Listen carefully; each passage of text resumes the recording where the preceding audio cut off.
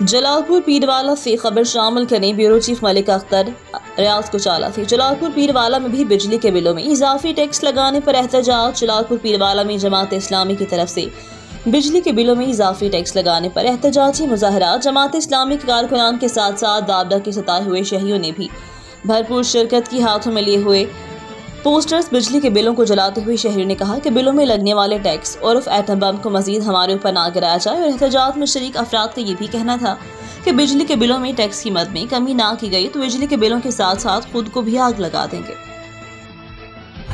अब तक के लिए इतना ही। मजीद खबरों से बाखबर रहने और ताज़ा अखबार पढ़ने के लिए विजिट करें हमारी वेबसाइट rednews.pk।